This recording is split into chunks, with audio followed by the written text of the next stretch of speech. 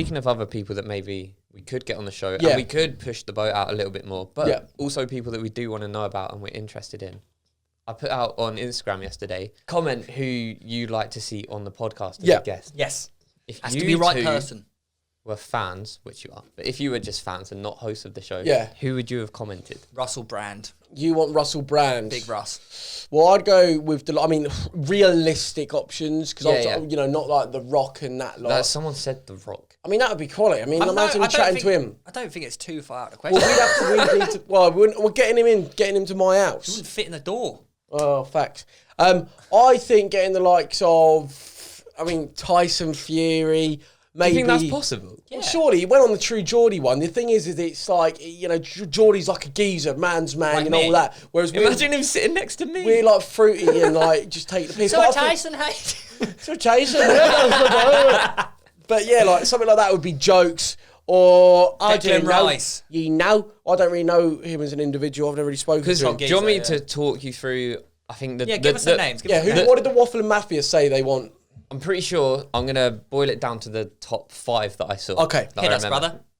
Number 1, the girlfriends. Next. Because I already spoke to Ruth about this, and she was like, I'm not going to have to come on. I was like, no, you're not coming on. I wasn't going to say that. I don't think any of us want that. It would be... Well, no, it's just an invasion, really. I'm talking about, I talk very openly and freely, but it's in... We already embarrassed I don't know, there's an element of just like, private life. Number 2, Stannard. Stannard, obviously get Stannard on. Everyone tweets Stannard. Have they got his email, his Twitter? His email? Or his Instagram or whatever? Instagram, Would Stannard come on? He probably would, but he'd need to be like 5 beers down. It's probably quite a nerve-wracking experience. Now here's the thing, just going to interject, because we were going to do a drunk episode for New Year, weren't we? Oh yeah, we need to get pissed up. We've still got 5 episodes, 11, 12, yeah, something 30, like that. 5 episodes left after this. One of those can be a drunk one. We'll release it on a Saturday evening. We can get Stannard on. No, why don't we get pissed up next week? Just next week's episode is pissed up. Wait, can we do the week after? Because I've got 2 exams next week. Okay, yeah. In 2 weeks' time, we'll do the pissed up episode as that is the Wafflin episode for that week. Yes, and we'll release it on Saturday evening. Why? So people can drink along with us. I played a really fun drinking game yesterday. Okay. It's called 21. Have you played it before? Oh. So you go 1, 2, 3, 4, 5, and whoever lands on 21 has to drink, but then you add in extra rules, and it's like every 2 reverses, or you can't say the word 7. You have to replace 7 with woof. Like or if you land on 22, you have to you sort of like... You never land on 22. Oh my God. Huh? Anyways, right, continue. Continue the list. Number 3. It was between Cal and Deji. Now, Deji would be... that'd be jokes, man. I'd love to have him in real life and see just like how he is. How do you think you'd clash? No, or do you think you'd settle? I think he'd be... Well, as in like, at the beginning, he'd be like guard up, ready for just like... Well, he will never do something like this. Like, Deji, you're welcome to come on the show. I know you hate the show. But I think it'd be really good. But like just a real life. Like, real life. Because do you remember YouTube where I don't know, like all back and forward, like having a conversation. You saw like when me and JJ spoke for an hour, it was actually quite like inspirational at points. It was refreshing. It was lovely. It was nice, and I think that would be good. But he's never been really about that stuff, so I wouldn't expect it. Well, because after that KSI podcast, I remember you saying like, "Oi, wouldn't it be sick if like Wafflin was the home of settling YouTube beef?" Oh yeah, where like people that were fighting each other maybe came on and we sort of Jeremy Kyled the situation. Yeah. No, that would be good. No, mate, yeah, that'd be sick. Sorry, can I just throw out another name out there? Go for it. I think Jeremy Lynch would be quite interesting. Yeah, he's someone that's had a tough time. He has had a tough time. Yeah. I mean, that's the thing. Like, he's always been about. He has to trust you, I think, and like as in he has trusted me in the past. Like we did the box. He was like, when me and him did that boxing video, he was like, I wouldn't do this with just anyone. It needs to be someone right. And it's like, I'll do it with you, Joe. And then there's a few other things, obviously Wembley Cup based. I remember him saying to me, and I think maybe this could be it. But I don't know. I mean, he definitely probably have to approve certain questions and whatnot because I mean I know like, we wouldn't go in to try and terrorise him. We'd go in to have like a normal open discussion honest as we always do. Yeah. Just open and just whatever.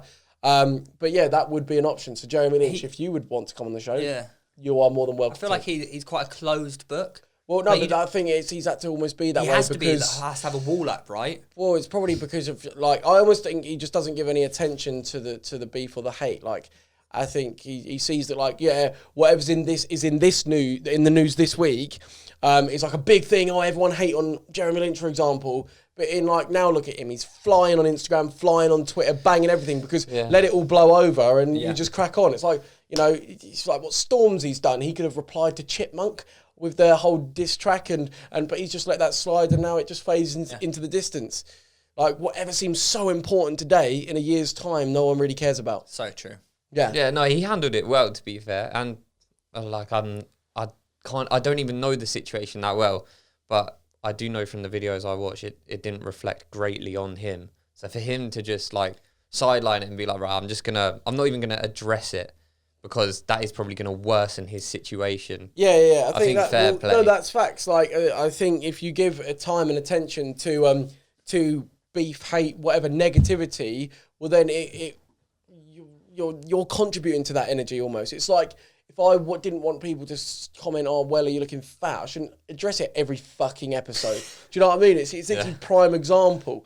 So, yeah, but that's where he is. He's switched on in that sense. So fair play to him. Another name? Number 5, I think this might have been influenced by me though. Nico Milana. He'd be jokes. I asked him back in the day, and he was like, not too sure about a podcast. I think he would do it now. He did Happy Hour. Yeah, he did Happy Hour back then, but he gave the idea. I don't know if he was comfortable in that situation. I think he's probably grown to it. But hopefully, I mean, I think that would be sick. To get Nico on would be jokes. I would always say, what Nico are we getting? Are we getting the real Nico, or are we going to get a character?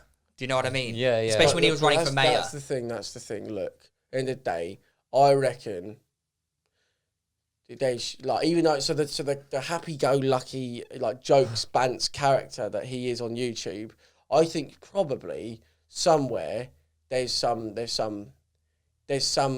vulnerability. Has in every human. And I think like that this hilarious, funny character is great. But what if they're like coming on a show like this? You know, it's not all just going to be happy and jokes. It's going to be like we're going to explore. Yeah, we're going to explore everything. And it's like, what if the thing is, and seeing he used to comment on Wafflin back in the day before he really fully blew up. He'd comment on the episodes when it was a bit of a therapy session about me, really almost relating to it and giving almost his things. And I think that therapy session Weller has connected to him, and it only connects to people that have sort of maybe gone through something or felt a certain way. Yeah. And that's what I'm saying. Like, as in, I reckon it'd be wicked to come on and talk about everything or talk about whatever anyone, whoever it is comfortable with. But with his Nico's character being such a bants, funny, happy, whatever, it's like it could go against his character. Yeah. Do you know what I mean? Yeah, but it's interesting because I think we also talk about his character, but. I mean, it is him saying it. Yeah, that's the thing. We have met him, and like, mate, even when the camera's not rolling, I swear down, he's trying to prank people. Yeah, he's jokes. But also at the same time, it might not be the right time. Do you see what I mean? Like, oh well, because he's just done his London but like thing. A lot of people, like for example, like Keith Lemon, like you know who, like he is not his character. Yeah, like, no one really knows that. And if you knew who he actually was, it made sort of take something away who his character is. Yeah, but everyone knows Lee Francis is a real person. Yeah, but not many people. Yeah, no, I do agree. I just think like it's difficult because I think as an entertainer to go to the like real next step, I say this for like Chunks, Philly, all of them, man, who are hilarious. It's like seeing the other side of you and people connecting with that can actually be what completes you as an entertainer and can actually elevate you when people don't just see you being perfect, happy, funny all the time. To see the other side, that can really be actually what some people may feel. I don't want them to see that side of me because it's not perfect. It's like I'm vulnerable, but actually, it can be beneficial. So, yeah, like any of them, man. I think it'd be wicked for them to come on. When you can relate to your idol, on a human level, rather than like this sort of godlike, divine being. Like when Thierry Henry would vlog for me, like I really related to him.